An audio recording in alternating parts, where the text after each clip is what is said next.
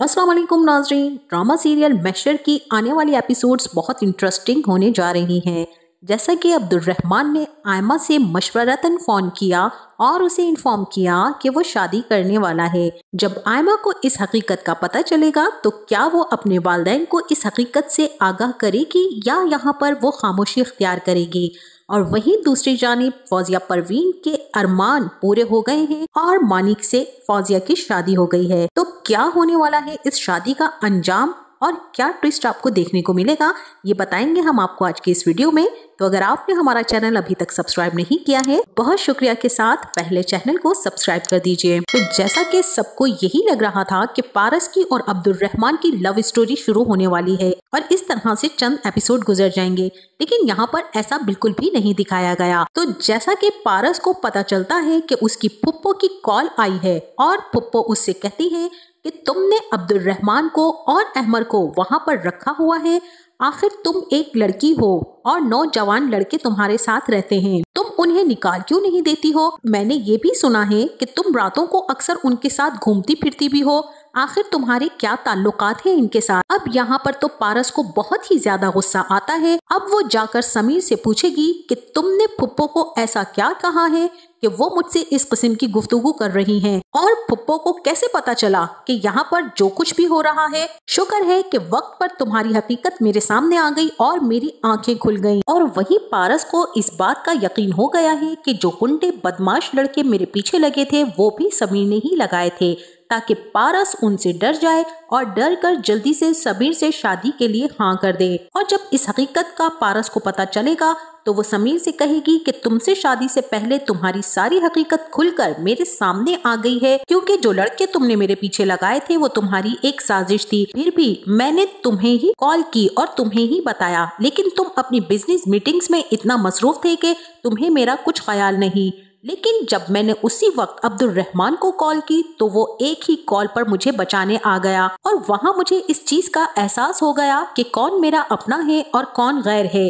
तो समीर साहब, ऐसा है कि अब तुम यहाँ से दफा हो जाओ। और अब्दुल रहमान और अहमर को भी पारस कहेगी कि तुम दोनों मिलकर इसका सारा सामान उठाकर इसके हाथ में पकड़ाओ और ये यहाँ से चला जाए, क्योंकि अब इसको मैं यहाँ पर एक मिनट भी बर्दाश्त नहीं करूंगी। ये तमाम बातें सुनकर समीर को बहुत ही इंसल्ट फील होगी और वो अपना सामान खुद ही समेट कर वहाँ से चला जाएगा, क्योंकि समीर इसी लायक था, उसने पारस को बहुत तंग किया हुआ था।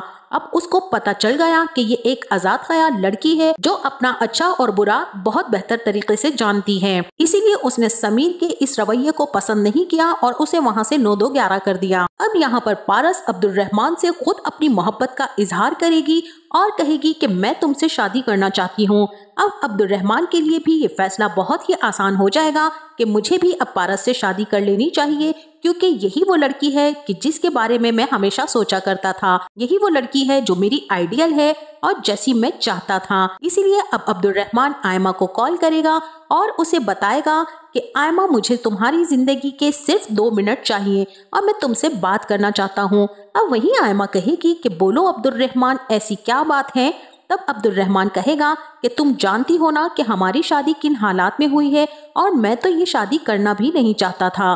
आयमा कहेगी, ये बात तो मैं बहुत अच्छे से जानती हूँ, लेकिन इसके आगे कहो कि तुम परेशान क्यों हो। अब अब्दुल रहमान आयमा को बताएगा कि मुझे यहाँ पर एक लड़की मिली है जिसका नाम पारस है और उसे देखकर मुझे ऐसा ही लगता है कि ये मेरी आइडियल लड़की है, जैसी मैं अपनी जिंदगी में चाहता था ये बिल्कुल वैसी ही है और मुझे उससे मोहब्बत भी हो गई है, तो मैंने सोचा कि मैं इससे शादी कर लेता हूँ। अब ये तमाम बातें सुनकर तो आयमा का दिल एकदम से बंद होने लगेगा और उसकी आंखों में आंसू आना शुरू हो जाएंगे, क्योंकि आयमा अब्दुल रहमान से बेतहाशा मोहब्बत करती है, लेकिन वो इससे इजहार नहीं करती है अपनी मोहब्बत का। और अब वो ये तमाम बातें खामोशी से सुनती रहेगी और अब्दुल रहमान से कहेगी कि तुम्हें उससे मोहब्बत नहीं हो सकती। अब्दुल रहमान कहेगा कि नहीं, मुझे उससे मोहब्बत है। तब आयमा अब्दुल रहमान से कहेगी कि वो तुम्हारी मोहब्बत नहीं हो सकती, हाँ ये जरूर कहूंगी कि तुम्हारा वक्ती लगाव है। और वक्त आने पर तुम्हें सारी हकीकत का पता चल जाएगा कि वो मोहब्बत या वक्ती लगाव था। अब अब्दुल रहमान कहेगा कि नहीं, वो ऐसी लड़की नहीं है, क्योंकि जैसी मैं अपनी जिंदगी में चाहता था वो बिल्कुल वैसी है, और तुम्हारे साथ तो मेरी शादी जबरदस्ती कर दी गई थी, जबकि मैंने तुम्हें मना भी किया था कि तुम इस शादी से इनकार कर दो। आयमा, मैं तुम्हें पसंद नहीं करता था और ना ही मैं तुमसे शादी करना चाहता था। मैंने तुम्हें दो टोक और साफ लफ्जों में कहा था कि काश तुम शादी से इनकार कर देती, लेकिन हमारी शादी जबरदस्ती करवा दी गई और तुमने भी शादी से इनकार नहीं किया। अब मेरा फैसला यही है कि मैं अपनी पसंद की लड़की से शादी करना चाहता हूँ और आज हमारा निकाह है, इसीलिए मैंने तुम्हें बताना अपना फर्ज समझा और अब मैं निकाह करने वाला हूँ। इस बात पर आयमा खामोशी से फोन काट देगी और घुट घुट कर रोना शुरू कर देगी, और अब आयमा के सामने वो तमाम मनाजिर एक फिल्म की सूरत इख्तियार कर जाएंगे जो उसने अब्दुल रहमान के साथ वक्त गुजारा था। उसे माजी की यादें तंग करती रहेंगी और वो अब्दुल रहमान की याद में ही मस्तो मगन रहकर जिंदगी गुजारना चाहेगी। लेकिन यहाँ पर आयमा अल्लाह ताला से दुआएं भी मांगेगी और नमाजें भी पढ़ेगी और अल्लाह ताला से कहेगी कि ए अल्लाह, मेरे सब्र का और ज्यादा इम्तिहान ना ले और अब्दुल रहमान के दिल को मेरी तरफ फेर दे। इस तरह आयमा अब्दुल रहमान की जिंदगी और सेहत सलामती की दुआएं अल्लाह ताला से मांगने लगेगी। लेकिन आयमा इस बात का जिक्र ना ही अपने घर में किसी से करेगी और ना ही बाहर, क्योंकि आयमा ने फौजिया परवीन को बहुत ही वसूख से ये बात कही थी कि हमारे खून में बेवफाई नहीं हो सकती और ना ही अब्दुल रहमान बेवफाई कर सकता है। अब आयमा का ये दावा धारे का धारा रह गया है और वो इस चीज को छुपाने की भरपूर कोशिश करेगी, क्योंकि वो जानती है कि अगर मैंने ये बात अपने वालिदैन को बता दी, जो कि अब्दुल रहमान को बहुत ही ज्यादा चाहते हैं और उसे पसंद करते हैं, और अब्दुल रहमान पर मेरे माँ बाप का बहुत ही ज्यादा मान है, अगर मैं ये बात बताऊंगी तो उनका मान टूट जाएगा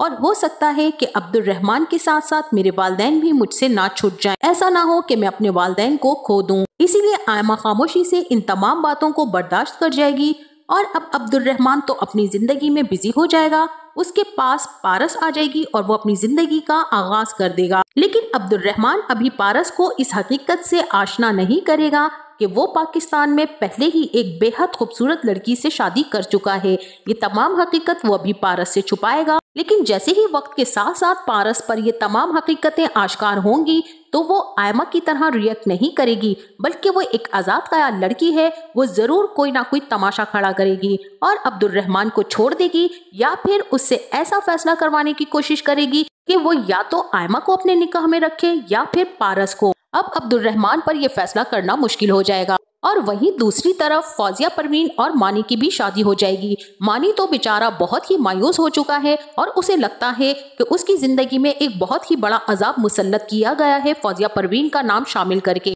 लेकिन फिर भी मानी अपने वालिद और अपने ससुर से वादा करेगा कि मैं आपकी बेटी को हमेशा खुश रखने की कोशिश करूंगा, मुझसे जितनी मुमकिन कोशिश हो सकेगी मैं फौजिया परवीन का बहुत ख्याल रखूंगा। लेकिन मानी अपने बारे में कुछ भी इजहार ख्याल नहीं करेगा, क्योंकि उसकी जिंदगी तो पहले ही बर्बाद हो गई है फौजिया परवीन से शादी करके। जिस तरह से मोहब्बतें बदली हैं, इसी तरह से फौजिया परवीन के रंग भी बदलते रहेंगे। वो आए दिन कोई ना कोई तमाशा खड़ा करती रहेगी और यहाँ पर ऐसा भी हो सकता है कि वो मानी और आयमा पर इल्जाम भी लगाने की कोशिश करे, जिसकी वजह से इस ड्रामे में बदगुमानियां और शकू को शुबहात बढ़ जाएंगी। जिस तरह से फौजिया परवीन ने जहर पीने का ड्रामा रचाया था, इसी तरह के ड्रामे वो ससुराल में भी करती नजर आएगी, क्योंकि ये इतनी ड्रामेबाज लड़की है कि जो मानी की जिंदगी में आ तो चुकी है, लेकिन अब मानी की जिंदगी का भी अल्लाह ही हाफिज होने वाला है। और मानी के साथ साथ अब फौजिया परवीन आयमा की भी जिंदगी में अजाब डालेगी, क्योंकि उसने जिद करके मानी के साथ शादी की है ताकि वो आयमा को उससे दूर कर सके और आयमा के सामने इस बात को साबित कर सके कि खूबसूरत लड़के सिर्फ तुम्हारी किस्मत में ही नहीं लिखे हुए, मेरी किस्मत में भी हो सकते हैं। बस इसी चीज को साबित करने के लिए वो अब आयमा को तंग करती रहेगी। अब वहीं दूसरी तरफ आयमा की जिंदगी में भी बहुत सी मुश्किलात और बहुत से मसले मसाइल आने वाले हैं, क्योंकि उसके माँ बाप जब उससे पूछेंगे कि अब्दुल रहमान कब वापस आ रहा है और कब तक उसने आने का तुमसे कहा है, लेकिन आयमा उनकी हर बात और हर सवाल को टालती जाएगी और अपने दिल में यही सोचेगी कि मैं अपने माँ बाप को किसी सूरत अब्दुल रहमान की दूसरी शादी के बारे में कोई बात नहीं बताऊंगी। और इन्हीं सोचों के पेशे नजर आयमा अब अब्दुल रहमान को एक लेटर लिखेगी, जिसमें वो अब्दुल रहमान को बताएगी कि अब्दुल रहमान, तुम जो चाहे मर्जी करो, शादी करो, निकाह करो, कुछ भी करो, मगर मुझे अपने नाम से तुम खारिज मत करना। मैं तुम्हारे नाम के साथ ही जीना और मरना चाहती हूँ। मुझे कभी तलाक मत देना और ना ही मुझसे अपना रिश्ता खत्म करना। जब अब्दुर्रहमान उसकी इस तहरीर को पढ़ेगा तो बहुत ही शर्मिंदगी महसूस करेगा और हो सकता है कि अब्दुर्रहमान और पारस का रिश्ता भी बहुत ज्यादा देर तक ना चल सके, क्योंकि अब्दुर्रहमान ने आयमा का दिल दुखाकर पारस से शादी की है। किसी दुखी दिल की आह लग जाना भी इंसान की जिंदगी में तबाही ला सकता है। क्या आयमा की कोई बद्दुआ अब्दुर्रहमान की जिंदगी को बदलने वाली है या फिर अब्दुर्रहमान आयमा के पास वापस पलट आएगा?